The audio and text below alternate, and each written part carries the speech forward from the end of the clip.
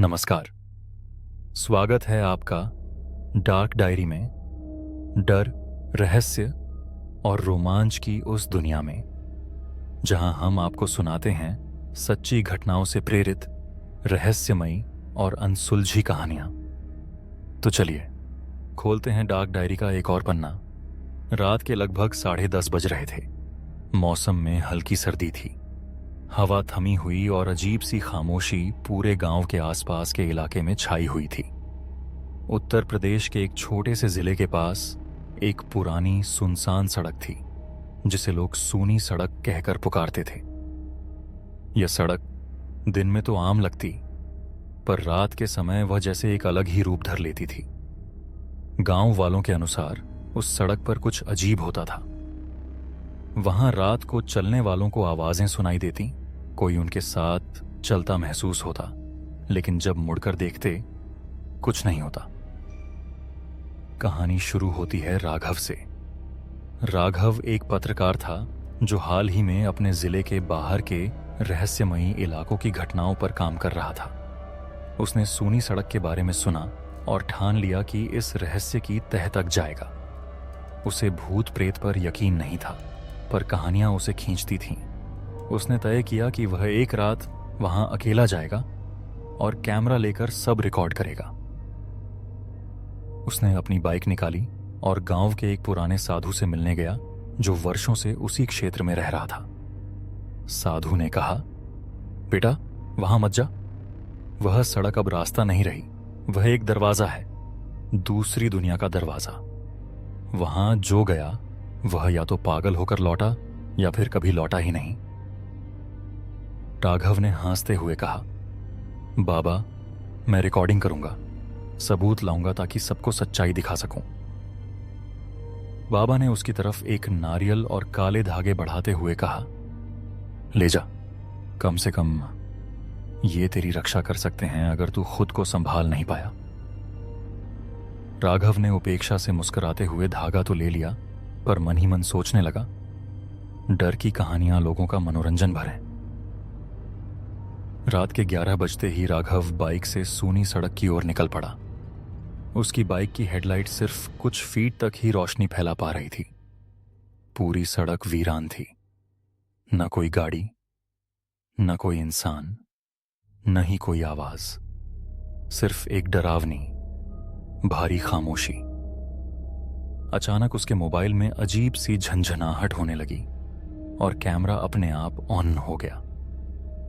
Screen पर सिर्फ काली धुंध दिखाई दे रही थी। राघव ने बाइक रोकी और कैमरा ठीक करने लगा। तभी पीछे से किसी ने धीरे से उसका नाम पुकारा, राह। वह चौंक गया। पीछे मुड़कर देखा, कोई नहीं था। उसने कैमरे से चारों ओर रिकॉर्ड करना शुरू किया, लेकिन कुछ भी असामान्य नहीं दिखा। थोड़ी दूर चलने पर उसे एक बूढ़ी औरत सड़क किनारे बैठी दिखी। वह सफेद साड़ी में थी और बाल खुले हुए। राघव ने बाइक रोकी और पूछा, माँ जी, इतनी रात को यहां क्या कर रही हैं? आपको कहीं छोड़ दूं? औरत ने धीरे से गर्दन घुमाई और उसकी आंखें अजीब लाल सी चमकने लगीं। उसकी आवाज भारी और टूटी फूटी थी। मैं तो यहीं रहती हूं, अब तू भी यहीं रहेगा। राघव ने बाइक स्टार्ट की और तेजी से आगे बढ़ गया, पर उसके कानों में किसी के दौड़ने की आवाज आने लगी। ऐसा लग रहा था कोई बहुत तेजी से उसके पीछे भाग रहा है। उसने डरकर कैमरे से पीछे देखा, पर कुछ भी नहीं दिखा। अचानक उसकी बाइक बंद हो गई। उसने बार बार स्टार्ट करने की कोशिश की, पर बाइक जैसे किसी अनदेखी शक्ति ने जाम कर दी हो। तभी सामने उसे एक पुराना टूटा हुआ घर दिखाई दिया। उसने सोचा, शायद रात बिताने के लिए यहीं रुकना पड़ेगा। वह कैमरा हाथ में लेकर अंदर घुस गया। घर के अंदर अजीब सी बदबू थी। दीवारों पर लाल रंग के धब्बे थे जो खून जैसे लग रहे थे। एक खिड़की के पास बैठी गुड़िया उसे लगातार घूर रही थी। अचानक दरवाजा अपने आप बंद हो गया और पूरा कमरा अंधेरे में डूब गया।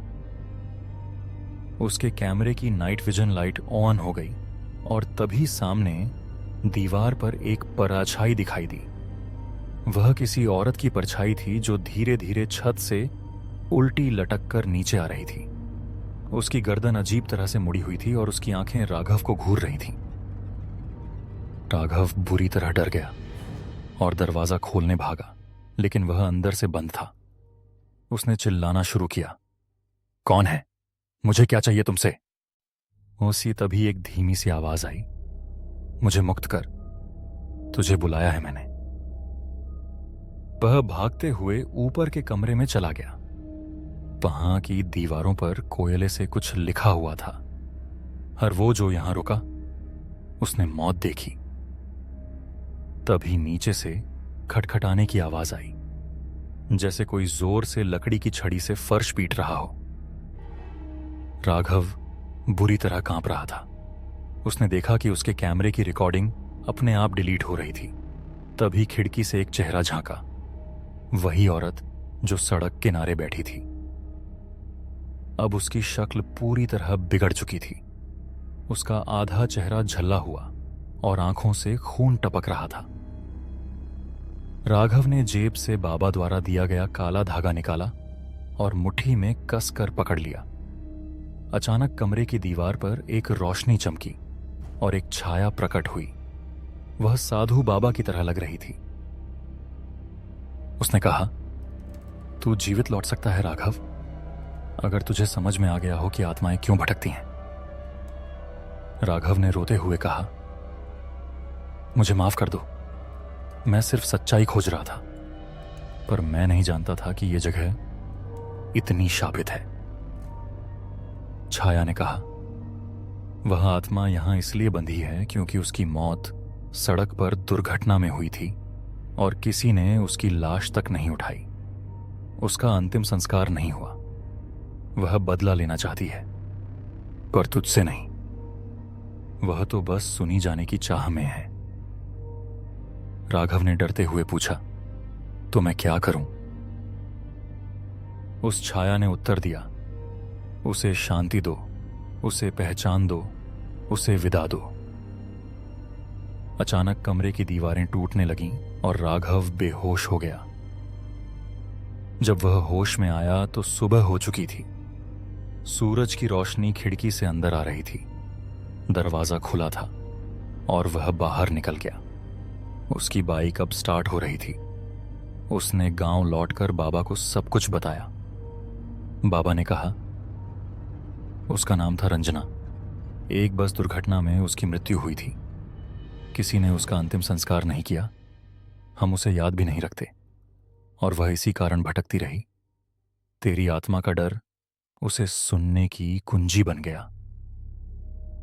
राघव ने उस सड़क पर जाकर जहां उसकी आत्मा दिखाई दी थी, फूल चढ़ाए, दिया जलाया और एक छोटी सी समाधि बनाई जिस पर लिखा, रंजना, अब तुम भटको नहीं, शांति पाओ। उस रात के बाद से उस सड़क पर कोई परछाई नहीं दिखी, कोई आवाज नहीं आई, कोई खटखटाहट नहीं हुई। राघव की यह घटना आज भी उसके ब्लॉग पर सबसे ज्यादा पढ़ी जाती है। उसने खुद कभी उस सड़क पर दोबारा जाने की कोशिश नहीं की, पर वह जानता था कि वहां कुछ था, एक आत्मा, एक पीड़ा जो सुनने की भूखी थी। और तभी से वह सड़क एक और नाम से जानी जाने लगी। जिसने सुनी रंजना की कहानी, तो ये थी आज की कहानी। अगर आपको ये कहानी पसंद आई हो तो लाइक और कमेंट करें और ऐसी ही कहानियों के लिए डार्क डायरी को सब्सक्राइब करें। मिलते हैं अगली रात एक नए राज और एक नई कहानी के साथ, सिर्फ डार्क डायरी में।